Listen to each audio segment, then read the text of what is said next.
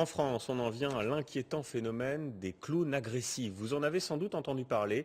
Tout a commencé il y a 10 jours dans le nord de la France où un jeune portant nez rouge et perruque s'amusait à effrayer les passants. Il a été interpellé. Sauf que depuis, d'autres l'ont imité avec à la clé de nombreuses agressions, parfois violentes. Loubna Anaki, Frédéric Bonne avec notre bureau à Montpellier. Il nous raconte.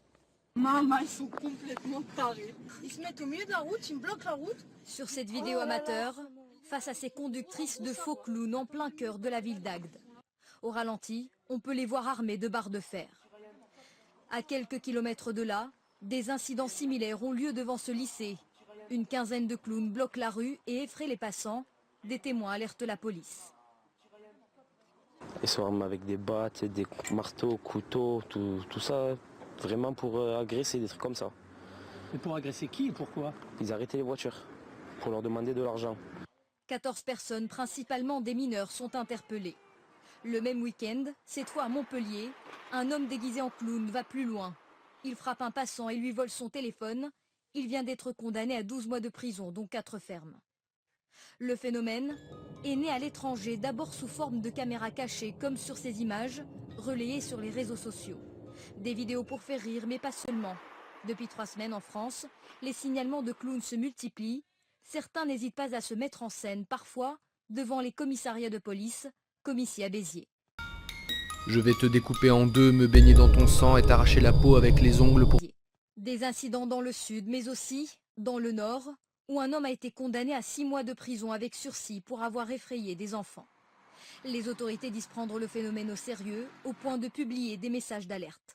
Ceux qui font ça pour s'amuser doivent avoir conscience de la terreur qu'ils provoquent chez les passants. Il faut avoir aussi conscience que des violences aux personnes risquent d'être exercées. Appeler le 17, ne pas se faire justice soi-même, c'est le message des autorités. Car des internautes appellent désormais à agresser les clowns croisés dans la rue. Certains d'entre eux ont récemment été interpellés. Oui, la France n'est pas le seul pays concerné par le phénomène. Cette mode, si j'ose dire, viendrait en fait des États-Unis. Bonsoir Jacques Cardoz.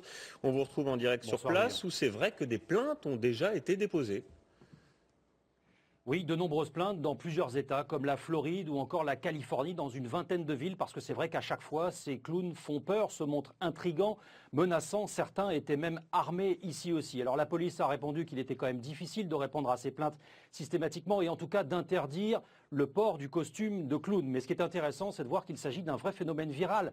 J'ai envie de dire relancé par un couple de Californiens il y a quelques semaines, quelques mois, dont la femme est photographe et avait décidé dans la ville de Wasco, en Californie, de photographier son mari clown dans plusieurs endroits, puis ensuite de diffuser ces images sur des réseaux sociaux et dans un cadre festif, puisqu'il s'agissait de les diffuser surtout dans le cadre d'Halloween. Mais ce cadre a largement été dépassé, puisque certains aussi considèrent le clown comme un personnage de film d'horreur, notamment très présent dans les romans très populaires de Stephen King. Merci Jacques pour ces précisions.